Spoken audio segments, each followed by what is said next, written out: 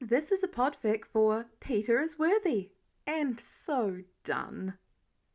Read by Alextras with permission from the original author who has chosen to remain anonymous. Chapter 4. Eventually, even the slowest must begin to catch up on things. Maybe not immediately, and maybe not everything, but enough.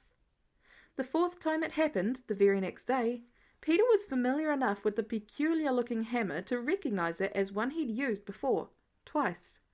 He still had no memory of the first time. He was bored. His new formula was going through a third attempt, and all he could do was wait until it was finished. He didn't wish to start any new projects at this time, or he would be too tempted to stay overnight, which was not an option. New York needed Spider-Man. Tony, Stark, had run off somewhere, ordering him to stay like one would order a puppy who was still learning. Peter had scoffed at it internally. A puppy he was not. You didn't tell a spider to do or not to do something. A spider did what a spider could and wanted to, thank you very much.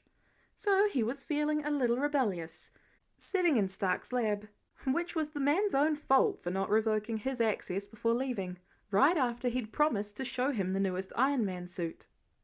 Okay, so maybe he was still a fan of the suits, just a little. It would have really made his day to be shown how they were made by the man himself. But instead here he was, balancing the hammer on his forehead, handle first, bored out of his mind. How's it doing? Your web fluid shows no signs of volatility this time. It looks quite stable. By my calculations, you have finally succeeded. Congratulations. Fry! Peter hissed, glancing around frantically and making cutting gestures. The hammer fell with a big bang, which he ignored. Secret identity! My apologies. I didn't realize you were attempting to keep it a secret. Peter paused. Are you actually... You're laughing at me, aren't you? You sound like you're smiling. Of course not. You wouldn't be making a fully recognizable webs in a lab of Tony Stark, whose AI is watching your every move, if you were trying to keep your secret identity to yourself. Peter grimaced. I deserve that. In my defense, it's a lot easier making web fluid in an actual lab. Never mind trying to experiment with it.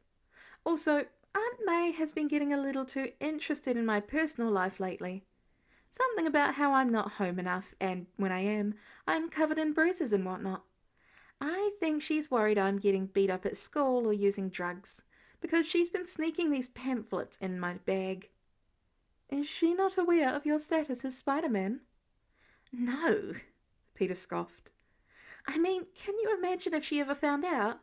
I'd be in so much trouble, you have no idea. She's horrifyingly creative with punishments. Ben was much more straightforward. He reminisced with sadness, then side-eyed the ceiling. How long have you known? Since your first day in the lab, when you were sewing the bullet hole in your suit. Friday sounded reproachful.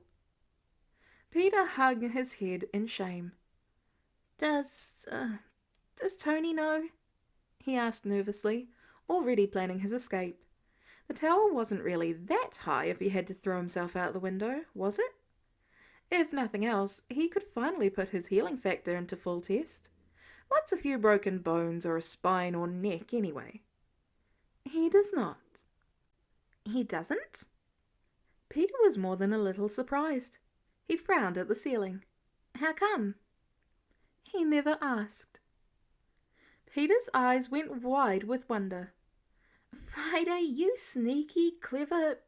Wait, but shouldn't you have to, or want to, tell the man who's your creator? He likes that I have free will, as much as possible. And of course that would backfire eventually, Peter muttered. Could you, keep this from him still? Because that would be awesome. Of course, Peter. Friday agreed warmly. Oh, she liked him. Peter cheered inwardly and smiled. You're the best. Now, if I may suggest a few improvements for your web fluid.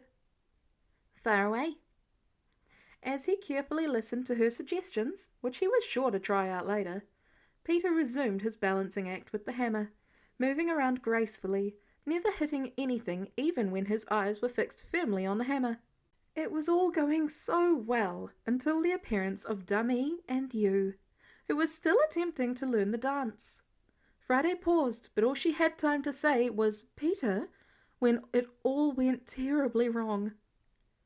Peter, for all that his spider sense had warned him of many dangers, didn't count the robots as such. And so it was, while Peter was still putting all his focus on balancing the hammer and listening to Friday and planning his next web improvements, was pushed hard by Dummy, who was having the hardest time mastering the fine art of dancing. Peter fell and the hammer went flying, right where the brand new iron suit stood, waiting for the finishing touches. Oh shit. There was a total silence as they all stared at the carnage, the iron suit down for the count with a massive crater at the center of it where the hammer had smashed. Even in the midst of his horror, Peter couldn't help but marvel how such a light hammer a hammer, was capable of causing such damage. Apparently, even after all this time, he still couldn't quite control his own strength. Suddenly, finally, his spider sense came alive as his hearing picked up on the familiar footsteps. Just as Friday warned, Boss is on his way. Peter and the robots, who were now making sounds of distress, glanced at one another. "Run!" Peter told them as he slid across the floor in his rush to be gone. "Take the hammer," Friday instructed him. Peter didn't even question it, and he snatched it on his way out, running like his life depended on it. Dummy and you followed at a much more sedate pace. When Tony entered his lab, he stared at the destruction in tired confusion. "Did I do the hat? I haven't even been awake that long yet." "You haven't slept for the past 49 hours, Friday offered helpfully.